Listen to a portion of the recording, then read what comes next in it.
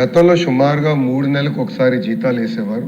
అలాంటిది ఈరోజు 1వ తారీఖు నాడు మేము జీతాలు వేస్తాం జరుగుతుంది అధ్యక్ష. అధ్యక్ష ఒకసారి కానీ మీరు ఈ ప్రోగ్రామ్ చూస్తే ఇది సిఎస్ఎస్ అధ్యక్ష, సెంట్రల్లీ స్పాన్సర్డ్ స్కీమ్. అంటే 60% కేంద్ర ప్రభుత్వం ఇస్తుంది, 40% రాష్ట్ర ప్రభుత్వం ఇస్తుంది. మనం ఏం నిర్ణయం తీసుకున్నా కేంద్ర ప్రభుత్వ ఆమోదంతోనే తీసుకోవాల్సిన అవసరం ఉంది అధ్యక్ష. అందుకే నెక్స్ట్ పిఏబి మీటింగ్ అనేది జరుగుతుంది.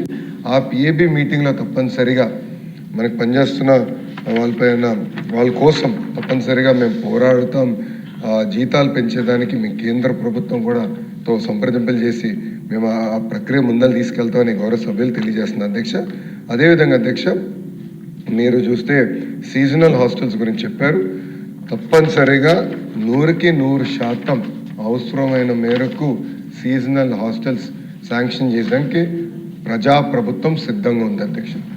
అధ్యక్ష ఇది ఎందుకు చెప్తున్నానంటే అధ్యక్ష, మనం తీసుకునే కొన్ని నిర్ణయాల వల్ల మన జీవితాలు మారుతాయి అధ్యక్ష. నా జీవితం అలా యువగలం నిర్ణయం వల్ల మారింది అధ్యక్ష. ఆలు రాధోని మంత్రాలయంలో నేను పాదయాత్ర చేసినప్పుడు ఆ ప్రాంతం ఎంత వెనుకబడి ఉందో నేను కల్లారా చూశాను అధ్యక్ష. నంద్యాల పార్లమెంట్కి కర్నూలు పార్లమెంట్కి ఎంత డిఫరెన్స్ ఉందో స్వయంగా నేను చూశాను అధ్యక్ష. ఇన్ఫాక్ట్ నిన్న జరిగిన ఎస్ఐపిబిలో కూడా మీరు చూస్తే కర్నూలు పార్లమెంట్కి ప్రత్యేకంగా వస్తున్న పరిశ్రమలకి అదనంగా ఇన్సెంటివ్ కూడా ఈరోజు ప్రజాప్రభుత్వం వాళ్ళకి ఇస్తుంది అధ్యక్ష. ఎందుకంటే ఆ ప్రాంతాన్ని పైకి తీసుకెళ్ళాలి, ఆ ప్రాంతాన్ని ముందుకు తీసుకెళ్ళాలి, పెద్ద ఎత్తున పెట్టుబడులు తీసుకెళ్ళాలనే లక్ష్యంతో మేము పనిచేస్తున్నాం అధ్యక్ష.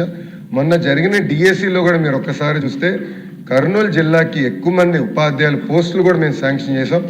అయినా కూడా అధ్యక్ష ఈరోజు నేను రివ్యూ చేశాను అధ్యక్ష, లాస్ట్ మినిట్ అధ్యక్ష. ఈరోజు నేను రివ్యూ చేసే ఈ హౌస్లోకి వచ్చే ముందర ఇప్పుడు కూడా టీచర్ స్టూడెంట్ రేషియో మన ప్రాంతం కర్నూలు పార్లమెంట్ తక్కువ ఉంది అధ్యక్ష.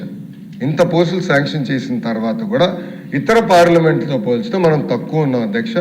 త్వరలో కూడా డిఎస్సి ప్రకటించబోతున్నాం. జాబ్ క్యాలెండర్ కింద మన పార్లమెంట్కి ప్రత్యేక ఫోకస్ ఇస్తాం, మెరుగైన ఉపాధి అవకాశాలు కల్పిస్తాం. అంతేకాకుండా మేము చెప్పినట్టు ఆ సీజనల్ హాస్టల్స్ పైన మీరు ఇంకా వివరాలు ఇవ్వండి. 100కి 100% కేటాయించి నడిపించే బాధ్యత ప్రజాప్రభుత్వం తీసుకుని గౌరవ సభ్యులు తెలియజేస్తున్నారు. క్వశ్చన్ నెంబర్ 1375 వైసీపీ ఎమ్మెల్యే గారు రాలేదు, దీనికి జవాబు చెప్పినట్టుగా భావించాలని కోరుతున్నానండి. నెక్స్ట్ క్వశ్చన్ 1172 ఫరూక్ గారు.